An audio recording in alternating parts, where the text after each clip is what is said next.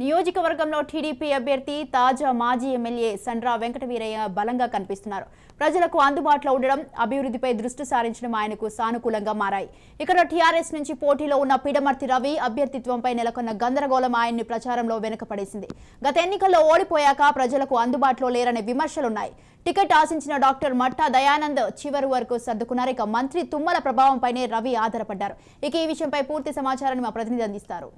సత్తుపల్లి నియోజకవర్గంలో ప్రధానంగా ఇప్పటికే 3 సార్లు గెలుపొంది తొలిసారి బీఆర్ఎస్ పార్టీ నుంచి పోటీ చేస్తున్నటువంటి సండ్ర వెంకటవీరయ్య మాత్రం ఇక్కడ పోటీనిస్తున్న పరిస్థితి కనిపిస్తుంది. ఇటు కాంగ్రెస్ పార్టీ నుంచి ఏదైతే మట్టా రాగమయ్యకి కూడా టికెట్ కేటాయించారు. ఇద్దరు కూడా ఎస్సీ సామాజిక వర్గం ఈ నియోజకవర్గం. ఆ నియోజకవర్గంలో ఇద్దరు పోటీ కూడా హోరాహోరీగా సాగుతుంది. ఇటు ఏదైతే బీజేపీ నుంచి కూడా అంటే ఒక వ్యక్తి నిలబెట్టారో ఆ వ్యక్తి కూడా తన కార్యక్రమాలు చేపడుతున్న కనిపిస్తుంది.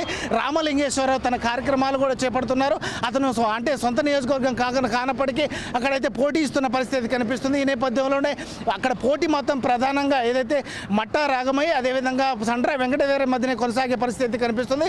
ఆ నేపథ్యంలో ఇప్పటికే ఏదైతే కాంగ్రెస్ పార్టీ నుంచి ఉన్నటువంటి మట్టా రాగమయ్య దాదాపుగా ఏదైతే ఆశ అనే స్వచ్ఛంద సేవా కార్యక్రమాలు చేపడుతూ ప్రజలతో మమేకమవుతున్నారు. 2018లో కూడా అతని భర్త ఏదైతే మట్టా దయానంద్ టికెట్ పోటీ చేసి అదే వైఎస్ఆర్సీపీ నుంచి పోటీ చేసి స్వల్ప ఓట్ల మెజారిటీతో ఓటమి పాలయ్యారు. ఈసారి మరోసారి టికెట్ ఆశిస్తూ తను అయితే గెలవడానికి అయితే ప్రయత్నాలు చేస్తున్న పరిస్థితుల్లో అతను భార్యను కూడా పోటీలో దింపారు. ఆమె కూడా గెలవడానికి సర్వశక్తుల ఒడ్డుతున్న పరిస్థితి కనిపిస్తుంది. ఇప్పటికే ఏదైతే 3 సార్లు కూడా టీడీపీ నుంచి పోటీ చేసి గెలుపొందిన సండ్ర వెంకటవీరయ్య ఈసారి మరోసారి కూడా తన గెలుపు కోసం అయితే ప్రయత్నాలు చేస్తున్నారు.